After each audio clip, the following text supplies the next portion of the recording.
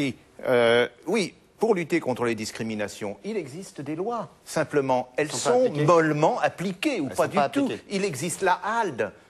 On parle on parle de limiter. Attendez, voilà, donc on a les instruments en place. Simplement, il faudrait qu'il y ait une volonté politique derrière. De la même manière, pour les questions de statistiques, on a énormément de statistiques en France. Il suffit de les exploiter. C'est pas la peine d'en faire de nouvelles. Mais attendez, si vous voulez, il suffit, venant d'un scientifique comme vous, est un peu rapide.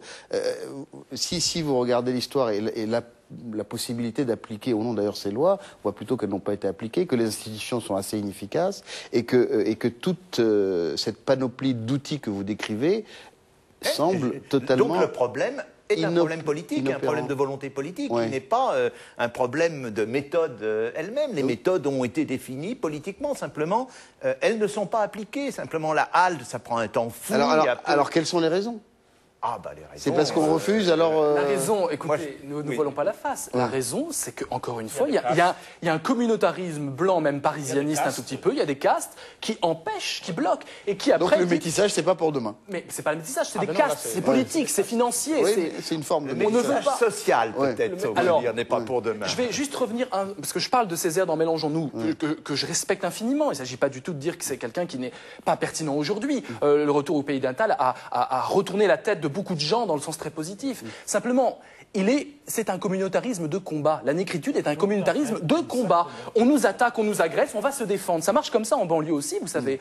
On me rejette. Au début, la banlieue est une prison. Tout le monde vit la banlieue pauvre comme une prison. Et puis, à force d'être relégué, à force d'être empêché d'entrer dans des boulots, etc., on dit c'est mon identité, c'est ma fierté. Exactement comme la couleur... Comme le catholicisme des Polonais. Ou comme les négros américains. Négro est devenu une chose positive dans leur bouche parce qu'ils se disent vous m'insultez, je fais de cette insulte quelque chose que je revendique. C'est pareil pour les homosexuels, c'est pareil pour toutes les minorités.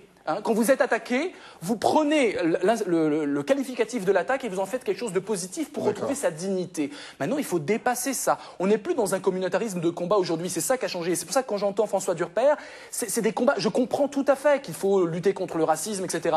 Mais attention, il y a un piège énorme, un piège républicain énorme. Si vous dites, au nom d'une assignation à identité, à couleur, si vous dites tu vas avoir tel et tel privilège, tel et tel truc, parce qu'on va rectifier une injustice, vous assignez à identité. Vous faites effectivement du Césaire. Je pense que l'avenir est plus dans la créolisation et dans Édouard Glissant. Il y a des choses à inventer. Même si cette assignation à identité est effective depuis des dizaines d'années. Elle est effective négativement, il faut la combattre peut-être au portefeuille un peu plus. Les entreprises, on peut les taxer au portefeuille, ça marche bien. Vous voyez, vous explosez une entreprise qui fait de la discrimination. Explosez, c'est pas 3 francs 6 sous. Vous l'explosez quand elle est prise en flagrant délit de discrimination. Je vous garantis que tout d'un coup...